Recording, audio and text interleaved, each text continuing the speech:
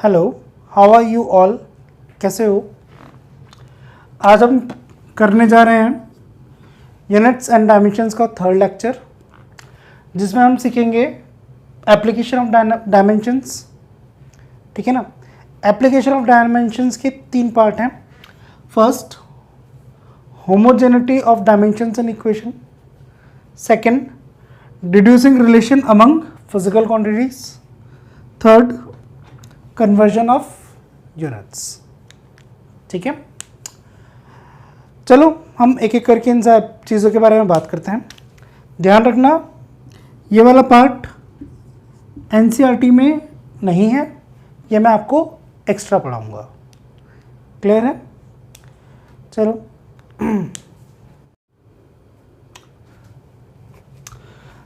अब हम आते हैं हमारे फर्स्ट एप्लीकेशन पे, that is homogeneity of dimensions in equation. ठीक है ना? ये क्या कहता है कि two physical quantities can be added और सब्ट्रैक्टेड और इक्वेटेड। ठीक है ना? ध्यान रखना, ये वाला शब्द एनसीईआरटी में नहीं लिखा हुआ है, लेकिन ये भी वैलिड है। Only and only if they have same dimensions. दो चीज़ों को आप तभी ऐड कर सकते हो, तभी सब्ट्रैक्ट कर सकते हो जब उनके डायमेंशंस सेम हो। क्लियर है? एग्जाम्पल, 1 + 1 कितना होता है? 2। क्लियर?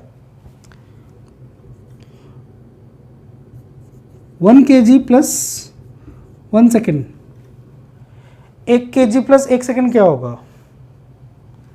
मीनिंगलेस। ठीक है ना?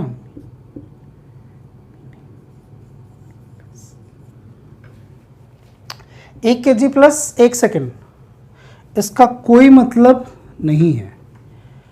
आप 1 किलो तरबूज में 1 सेकेंड जोड़ सकते हो? नहीं। कैसे ऐड करोगे? Not possible. तो इन चीज़ों को आप तभी ऐड कर सकते हो, ठीक है ना, जब इनके डायमेंशन सेम हो। इनके डायमेंशन सेम नहीं है। इसका डायमेंशन है m⁻1, सेकेंड का डायमेंशन है t⁻1। ठीक है ना? m and t। क्लियर हुई बात? ठीक है, मिटा दे। सिंस ये दोनों डिफरेंट थे, इसलिए हम इनको ऐड नहीं कर सकते, और नहीं हम इनको सब्ट्रैक्ट कर सकते हैं क्योंकि इनके डायमेंशंस अलग हैं, और नहीं हम इसको इक्वेट कर सकते हैं।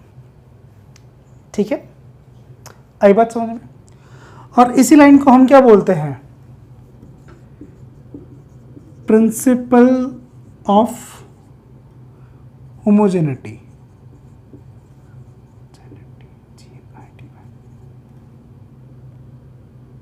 ठीक है ना? This is known as principle of homogeneity. Sorry, यहाँ पे प्रिंसिपल की स्पेलिंग PLE होगी, वो PL स्कूल का प्रिंसिपल हो जाता है। ठीक है ना? प्रिंसिपल ऑफ होमोजेनिटी, यही चीज़ हमारी क्या कहलाती है? Principal of homogeneity. नोट करके ऐड कर लो। ठीक है ना? आई बात समझ में?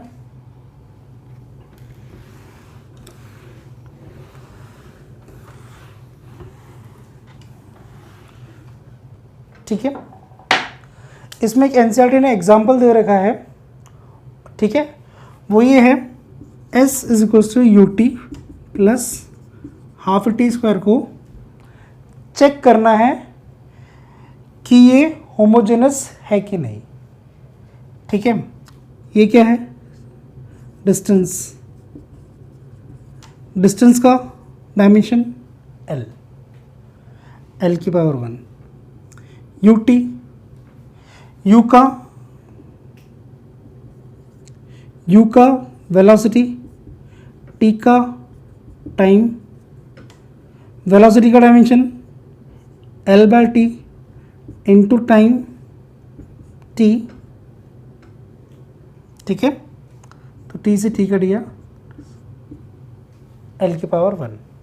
ठीक है, इसका भी डायमेंशन L⁻1। इसका एसोलेशन का हम कर चुके हैं, L by T square into T. Half का कोई मतलब नहीं होता, तो T square into T square, तो क्या है एल की पावर 1, ठीक है ना। ठीक, नोट कर लो आप, ठीक है।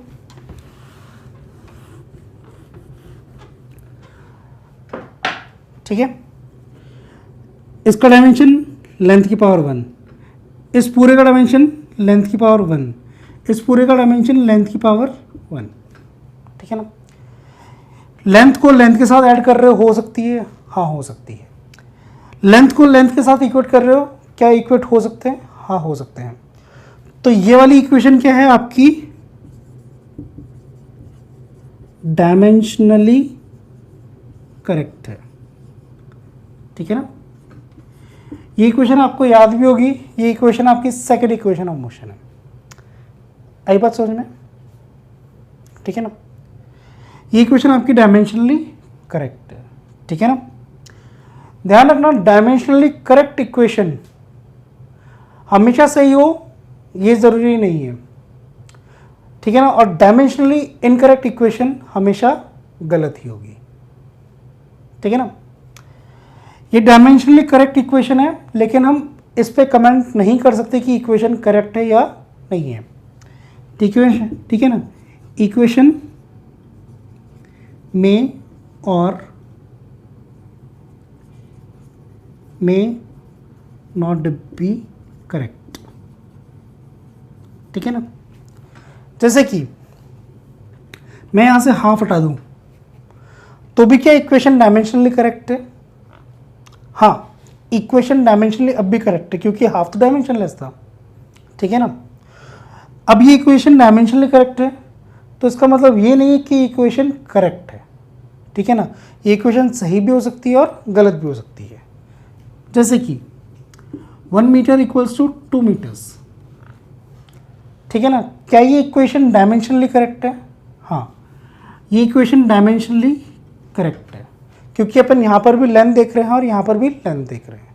बट क्या इक्वेशन न्यूमेरिकली करेक्ट है, तो ये इक्वेशन न्यूमेरिकली इनकरेक्ट है, ठीक है ना। तो ये इक्वेशन गलत है। आई बात समझ में। डायमेंशनली करेक्ट में आप ये चीज़ देखते हो कि लेफ्ट हैंड साइड के और राइट हैंड साइड के डायमेंशन सेम है या नहीं है, या फिर जिन दो चीज़ों को आप ऐड कर रहे हो या सब्ट्रैक्ट कर रहे हो उनके डायमेंशन सेम है या नहीं है, बस, ठीक है ना। जो इक्वेशन डायमेंशनली करेक्ट है वो ज़रूरी नहीं है कि सही हो, इक्वेशन सही भी हो सकती है और गलत भी हो सकती है। जैसे कि ये इक्वेशन सही है, डायमेंशनली भी करेक्ट है और न्यूमेरिकली भी करेक्ट है, ठीक है ना। बट ये इक्वेशन डायमेंशनली करेक्ट है बट न्यूमेरिकली इनकरेक्ट है, ठीक है ना। और जो डायमेंशनली इनकरेक्ट इक्वेशन होती है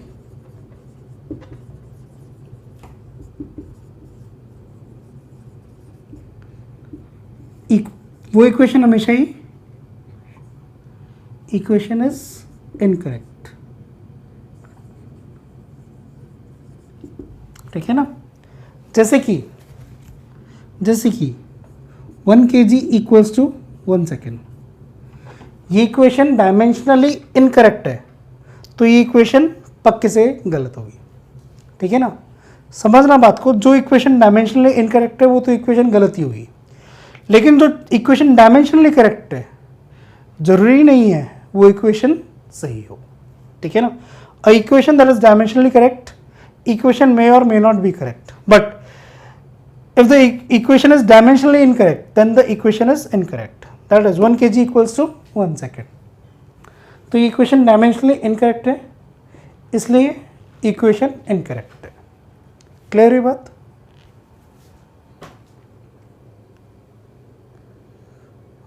ठीक है, इसकी ये लिमिटेशन है मेथड की। इस मेथड की लिमिटेशन क्या है, लिमिटेशन है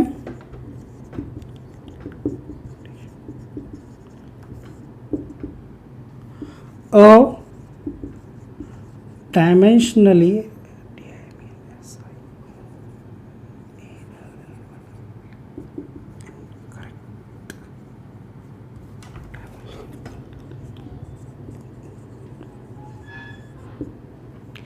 equation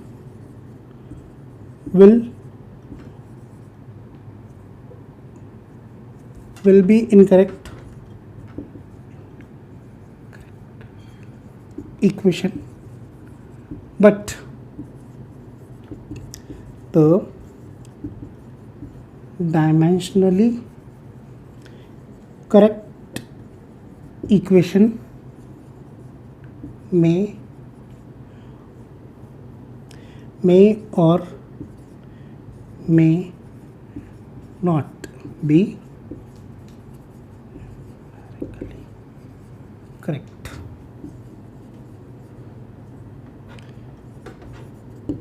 ठीक है ना। इस मेथड की लिमिटेशन है कि जो डायमेंशनली इनकरेक्ट इक्वेशन है वो इनकरेक्ट ही रहेगी, ठीक है ना, इसमें कोई बहस ही नहीं। लेकिन जो डायमेंशनली करेक्ट इक्वेशन है जरूरी नहीं है वो न्यूमेरिकली भी करेक्ट हो, ठीक है ना। आई बात समझ में।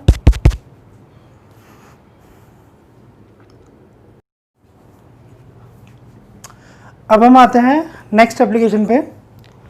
नेक्स्ट एप्लीकेशन है हमारी डिड्यूसिंग रिलेशन अमंग फिजिकल क्वांटिटीज, ठीक है। ये कहती है हमें if one know the quantities on which a particular physical quantity depends. अगर एक इंसान जानता है कि एक पर्टिकुलर फिजिकल क्वांटिटी किस किस चीज़ पर डिपेंड कर रही है या फिर कर सकती है, गैस मारता है। And if one gas that the relation, spelling गलत है, रिलेशन, सॉरी, ठीक है ना। And one gas that the relation is of the product type. Product type भी हो सकता है, डिवीजन टाइप भी हो सकता है, मल्टीप्लिकेशन और डिवीजन हो सकते हैं, लेकिन एडिशन और सब्ट्रैक्शन नहीं हो सकते, ठीक है। तो जो हमारा रिलेशन है वो प्रोडक्ट टाइप का ही हो सकता है, एडिशन और सब्ट्रैक्शन अलाउड नहीं है, ठीक है ना। Method of dimension may be helpful in derivation of relation. ध्यान रखना, मे है शब्द, विल नहीं है, ठीक है ना। यहाँ पे प्रोडक्ट और डिवीजन अलाउड है, एडिशन और सब्ट्रैक्शन अलाउड नहीं है, ठीक है ना। तो देखो स्टेटमेंट से दो लिमिटेशन तो बनी, खुद ही निकल गई। एक, रिलेशन हमेशा प्रोडक्ट या डिवीजन का ही होना चाहिए, एडिशन और सब्ट्रैक्शन में ये काम नहीं करता। और दूसरा, इट मे, ठीक है ना, शायद ये रिलेशन बता दे, हर बार ये रिलेशन बता पाए ऐसा ज़रूरी नहीं है, ठीक है ना। इस मे को भी और इस प्रोडक्ट को भी हम एग्जाम्पल के थ्रू देखते हैं, दोनों ही हमें चीज़ समझ में आ जाएंगी क्यों, ठीक है। चलो एग्जाम्पल लेते हैं हम टाइम पीरियड ऑफ पेंडुलम का, ठीक है। जैसे अपने पास ही पेंडुलम है, ठीक है, दिख रहा है पेंडुलम। अब सोचो इसका जो ऑसिलेशन का टाइम पीरियड है, ऑसिलेशन जो ये टू एंड फ्रो मूव कर रहा है, इसका टाइम पीरियड किस किस चीज़ पर डिपेंड करेगा, ठीक है। इसका टाइम पीरियड क्या लेंथ पर डिपेंड करेगा,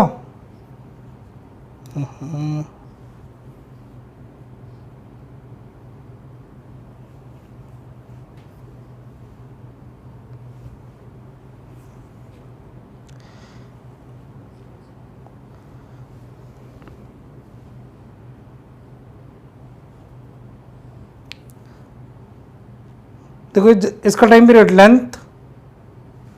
लेंथ कम कर दी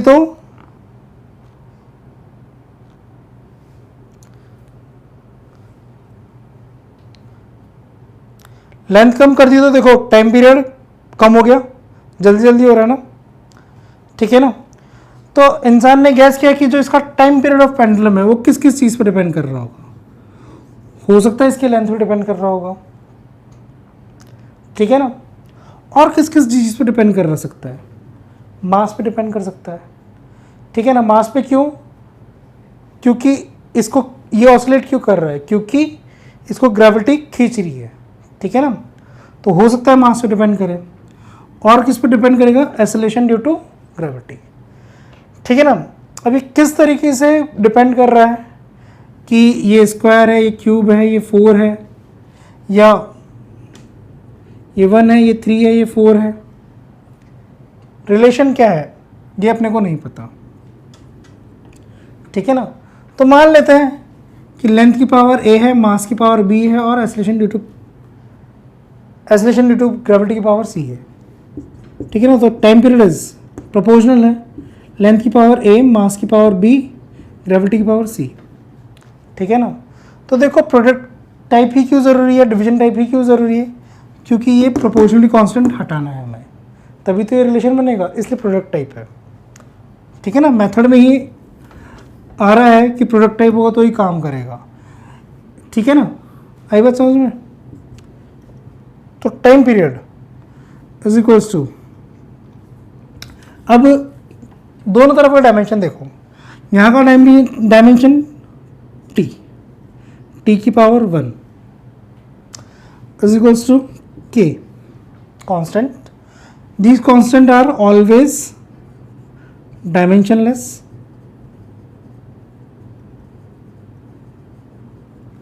ठीक है ना। लेंथ की पावर a, यानी कि l की पावर क्या है आपके पास a, ठीक है ना। m क्या है ये मास, तो मास की पावर b, जी क्या है, एक्सेलरेशन ड्यू टू ग्रेविटी। तो एक्सेलरेशन का क्या था, L इंटू टी की पावर -2 या फिर L by T square, metre पर सेकंड स्क्वायर आती है इसकी यूनिट, है ना, की पावर c, ठीक है। So by the principle of homogeneity left hand side और राइट हैंड साइड की डायमेंशन सेम होने चाहिए, ठीक है ना। तो ये तो डायमेंशन लेस है, हटाओ। अब लेफ्ट हैंड साइड की डायमेंशंस क्या है, t की पावर 1, राइट हैंड साइड की डायमेंशंस देख लेते हैं। ये डायमेंशन लेस इसका मतलब नहीं है। लेंथ की पावर क्या आ रही है a प्लस सी, मास की पावर क्या आ रही है b, और टाइम की पावर क्या आ रही है -2c, ठीक है, ओके। अगर यहाँ पे टाइम की पावर 1 है तो यहाँ भी टाइम की पावर 1 होनी चाहिए। यहाँ पे मास और लेंथ दिख ही नहीं रहे, तो आप क्या करो, m की पावर 0, l की पावर 0 लगा दो, ये क्या होता है 1, anything to the power 0 is 1, clear है। तो देखो m की पावर कंपेयर करो, b की वैल्यू 0, l की पावर कंपेयर करो, a प्लस सी की पावर वैल्यू 0, t की पावर कंपेयर करो, -2 की वैल्यू 1, which implies c की वैल्यू -12, c की वैल्यू -12, क्लियर। c की वैल्यू -12, तो a -12 is equals to 0, which implies a की वैल्यू हाफ, ठीक है ना, और b की वैल्यू 0, तो तीनों की वेरिएबल्स की वैल्यू आ गई मेरे पास, ठीक है ना। पॉज करके नोट कर लो आप लोग, ठीक है। मिटा रहा हूं मैं, ठीक है। तीनों ही वेरिएबल्स की वैल्यू आ चुकी है मेरे पास। अब मैं क्या करूंगा, मेन रिलेशन में सब्स्टिट्यूट करूंगा, t is equals to k l की पावर a, l की पावर हाफ, m की पावर b 0, ठीक है ना। m की पावर 0 यानी कि it is independent of that, g की पावर c -12, तो t is equals to k l by g पूरे की पावर हाफ, तो t is equals to k root l by g। ये आ गया हमारा relation where k is a constant.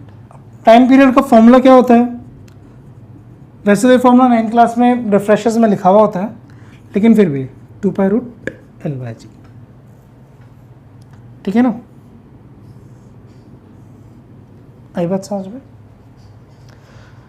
तो ये हो गया हमारा, इस तरीके से हम निकालते हैं फिजिकल क्वांटिटीज़ के बीच में रिलेशन, ठीक है ना। तो लेंथ पे डिपेंड कर रहा था, जी पे डिपेंड कर रहा था, ठीक है ना। बेशक हम इसमें k की वैल्यू 2 पाई है, ये नहीं निकाल पाएंगे, that has to be determined experimentally, लेकिन फॉर्मूला का रूपरेखा तो हमारे पास आ गया, ठीक है ना। इस मेथड की अब 3 लिमिटेशंस हैं, नोट कर लो आप इसको।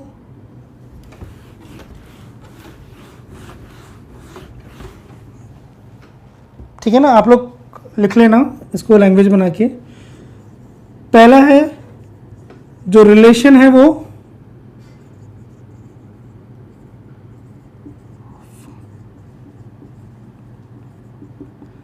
रिलेशन प्रोडक्ट टाइप का ही होना चाहिए, पहली चीज। दूसरा, ये इक्वेशन तभी काम करेगी जब नंबर ऑफ वेरिएबल जो आखिरी में आते हैं, नंबर ऑफ वेरिएबल से उतनी इक्वेशंस बने जितने वेरिएबल्स हैं, ठीक है ना। इक्वेशंस उसमें मे लिखा हुआ था ना, मे बी, अगर वहाँ पे 3 वेरिएबल थे और इक्वेशन 2 ही बनती तो हमारा मेथड काम नहीं करता। इक्वेशंस फॉर्म्ड, ठीक है, छोड़ो, मेथड कब काम नहीं करता, जब हमारी जो नंबर ऑफ इक्वेशंस बनी है वो नंबर ऑफ वेरिएबल से, जो हमारी इक्वेशंस बनी है वो नंबर ऑफ वेरिएबल से कम होती। जैसे अपने वेरिएबल तो थे 3 और इक्वेशन बनती 2, तो मेथड काम नहीं करता, ठीक है ना। मेथड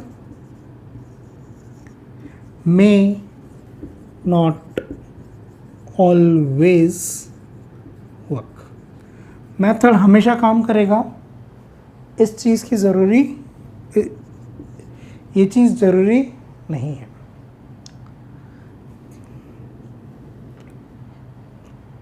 तीसरा, जो कांस्टेंट है, constant of proportionality can not be find out by this method.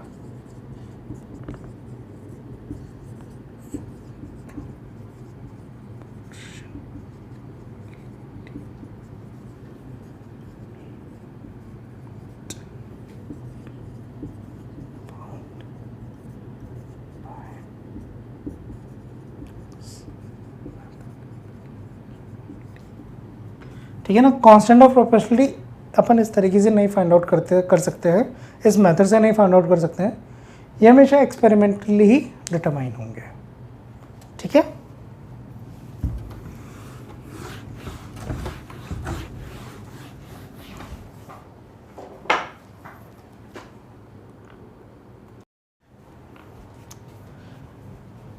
Next जो हमारा है conversion of unit, application number 3, conversion of unit. ध्यान रखना ये एनसीईआरटी में नहीं है, एक्स्ट्रा है, एक्स्ट्रा में मैं आपको सिखा रहा हूँ। This method is useful in finding the conversion factor for the unit of derived physical quantity from one system to the another. जैसे एक सिस्टम ऑफ मेजरमेंट से दूसरे सिस्टम ऑफ मेजरमेंट में हम फिजिकल क्वांटिटी को चेंज करते हैं तो ये हमारे काम आता है। जैसे कि एक सिस्टम है MKS या SI, जिसमें हम लेंथ को मीटर्स में और टाइम को सेकंड्स में नापते हैं, और दूसरा सिस्टम है CGS, जिसमें हम लेंथ को सेंटीमीटर्स में और टाइम को सेकंड्स में नापते हैं, ठीक है ना। तो इनके बीच में जो भी रिलेशंस आएंगे फिजिकल क्वांटिटीज़ के वो अलग अलग आएंगे, क्योंकि 1 मीटर में 100 सेंटीमीटर होता है, ठीक है ना। तो हमें SI यूनिट का और CGS यूनिट का जब फिजिकल क्वांटिटी को कंपेयर करना होगा तो उनके बीच का कन्वर्जन फैक्टर क्या है, ठीक है ना, उसको निकालने के काम आएगा। एग्जाम्पल से समझते हैं और आसान होगा। जैसे कि आपको एग्जाम्पल में पूछा गया है कि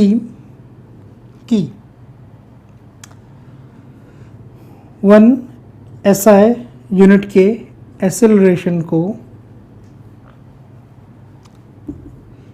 में कितने यूनिट्स CGS एक्सेलरेशन आएगा, ठीक है ना। एक SI यूनिट के एक्सेलरेशन में कितने यूनिट CGS एक्सेलरेशन आएगा, ठीक है ना। पहले क्वेश्चन को और इजी बनाते हैं। 1 SI लेंथ में कितना CGS लेंथ आएगा, क्लियर।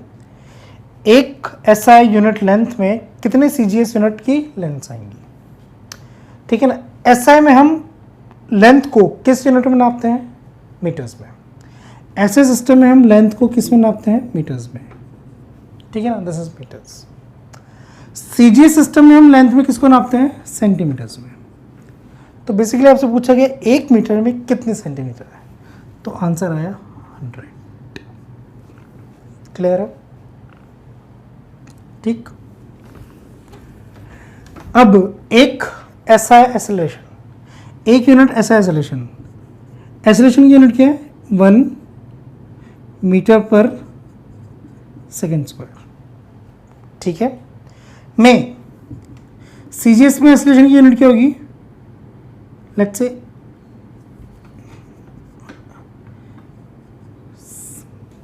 ठीक है ना भाई, एक्सेलरेशन का डायमेंशन क्या है? एल टी की पावर -2। भाई अगर आपको ये समझ में नहीं आ रहा है ये डायमेंशंस कहाँ से आए हैं, तो प्लीज़ आप पुराना लेक्चर रेफर करें।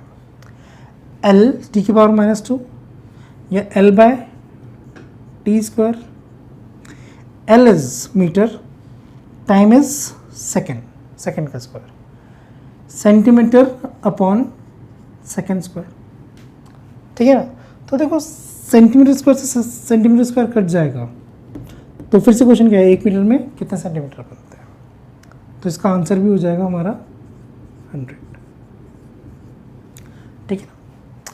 प्रोसीजर क्या चाहेगा? आपको सबसे पहले सोचना है कि जिस चीज़ को आप कंपेयर कर रहे हो, प्रोसीजर क्या है ये सोचना सीखना है आपको। जिस चीज़ को आप कंपेयर कर रहे हो उसका डायमेंशनल फॉर्मूला क्या है, उस डायमेंशनल फॉर्मूले के हिसाब से इसका एक यूनिट का डायमेंशन क्या आएगा? 1 मीटर पर सेकेंड स्क्वायर, ठीक है ना। और फिर देखो क्या कैंसिल आउट होता है, या फिर जनरली आप इसमें से इसको डिवाइड करोगे, ठीक है ना। जनरली प्रोसीजर क्या होगा? ये 100 आंसर ऐसे नहीं आएगा। आप सेंटीमीटर स्क्वायर से सेंटीमीटर स्क्वायर काट दिए तो क्या आएगा? 1 metre upon centimetre,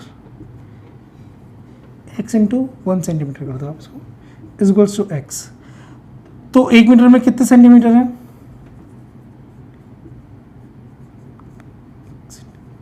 that is 100 centimetres into 1 centimetre, centimetre से सेंटीमीटर कट गया 100, तो x की वैल्यू 100 आएगी, ठीक है ना।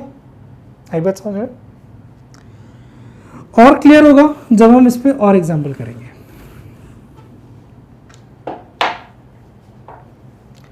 ठीक है ना, मैं करता भी जाता हूँ, स्टेप भी लिखता जाता हूँ, ठीक है ना। क्वेश्चन है कि एक ऐसा यूनिट के फोर्स को, ठीक है ना, फोर्स की ऐसा यूनिट न्यूटन है, एक ऐसे यूनिट के फोर्स को में कितने सीजीएस यूनिट का फोर्स आएगा, ठीक है ना। ये मैं अभी इसलिए लिख रहा हूँ क्योंकि आप फोर्स की एसआई यूनिट नहीं जानते हो और फोर्स की सीजीएस यूनिट नहीं जानते हो। आपको क्वेश्चन ये भी पूछा जा सकता है कि एक Newton, SI unit is force की एसआई यूनिट इज न्यूटन, में कितने सीजीएस यूनिट इज 9, ठीक है ना। डाइन, बच्चे से प्यार से डायन बुलाता है, अलग बात है। एक न्यूटन में कितने डायन होंगे, ठीक है ना। मैं भी आपको क्वेश्चन इस तरीके से करा रहा हूँ कि एक ऐसा यूनिट के फोर्स में कितने सीजीएस यूनिट के फोर्स होंगे, ठीक है ना। जस्ट फॉर रीजन बिंग कि आप न्यूटन और डायन अभी नहीं जानते हो कि ये किसकी यूनिट्स है, ठीक है ना। पहला procedure first, right dimensional DIM dimensional formula of physical unit, ठीक है ना। क्या नाप रहे हो आप? फोर्स नाप रहे हो। फोर्स का डायमेंशनल फॉर्मूला, फोर्स का डायमेंशन फॉर्मूला होता है MLT-2। याद करो, force is equals to mass into acceleration.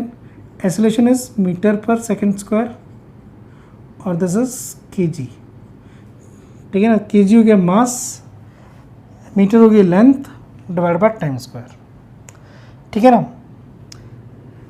तो आपने क्या किया? न्यूटन का या फिर फोर्स का डायमेंशनल फॉर्मूला ले लिया, ठीक है ना, आई बात समझ में, ठीक, right the dimensional formula. Next जो कन्वर्जन फैक्टर है, लेट इट बी x, ठीक है ना, conversion factor will be, let the conversion factor be x.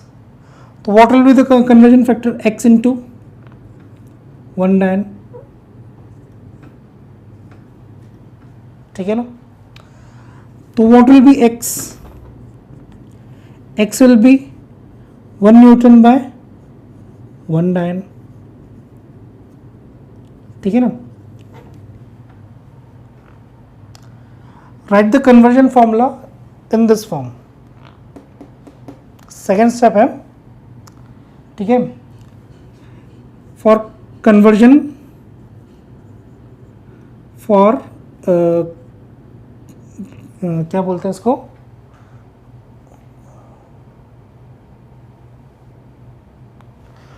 for finding conversion factor,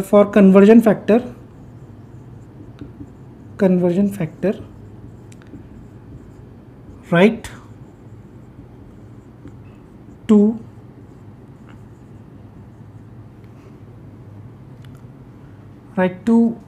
physical quantities, right, क्या, divide two physical quantities, divide two physical quantity, ठीक है ना। आपको ये निकालना है कि 1 न्यूटन में कितना डायन होता है, तो आप क्या कर दो, 1 न्यूटन को 1 डायन से डिवाइड कर दो। Now what is 1 newton? 1 newton is 1 kg into 1 metre into 1 second की power -2। Now what is 1 dyne? Now what is 1 dian? 1 dian is 1 grams into 1 centimeter into 1 second का सेकेंड की पावर -2, ठीक है ना, नोट कर लिया। आगे वाला पार्ट मिटा रहा हूं मैं, ठीक है ना। अब इसको अपन और क्या लिख सकते हैं, 1 किलोग्राम में कितने ग्राम होते हैं? 1000 ग्राम्स इंटू 1 मीटर में कितने सेंटीमीटर होते हैं? 100 centimetres into 1 second square,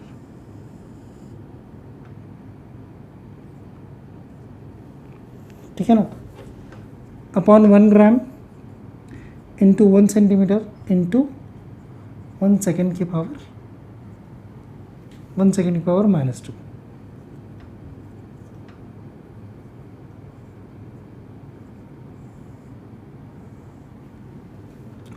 that is gram से ग्राम गया, सेंटीमीटर से सेंटीमीटर गया, दैट इज 10 की पावर 5, ठीक है ना। तो कन्वर्जन फैक्टर कितना है? 10 की power 5। Therefore I can write 1 Newton में 10 की पावर 5 डायन होता है, ठीक है। पॉज कर लो, मिटा दो। थर्ड स्टेप होगा आपका इवैल्यूएट, ठीक है। एक एग्जांपल और लेते हैं, उसके बाद इस लेक्चर को बंद करते हैं। 1 SI यूनिट एनर्जी को में कितने CGS यूनिट एनर्जी होती है? क्लियर है? 1 SI यूनिट एनर्जी में कितने CGS यूनिट एनर्जी होती है? Step first, right the dimensional formula of physical quantity energy. Energy is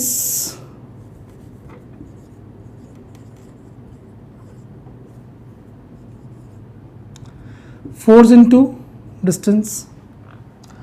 force is mL/t-2, mass into acceleration कर चुके हैं अपन, इंटू L, तो ये आएगा mL2T माइनस 2।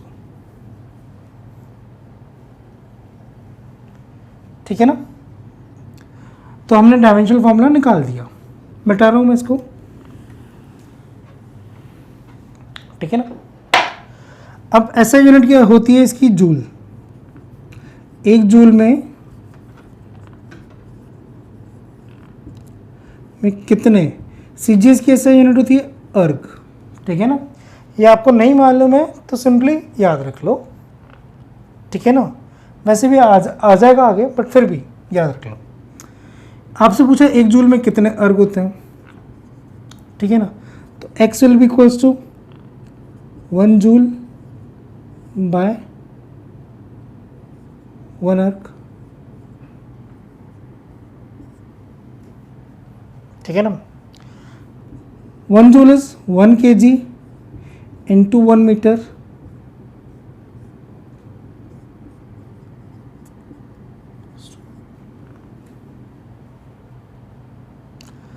ठीक है, सॉरी, एनर्जी था mL2T minus 2।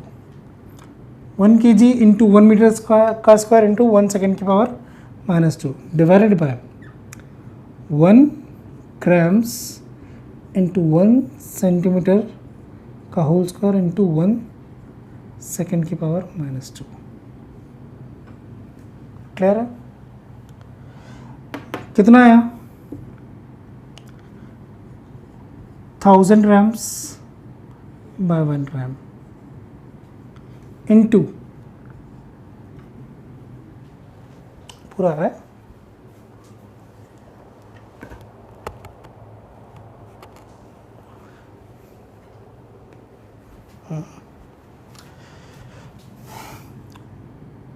100 centimetre upon 1 centimetre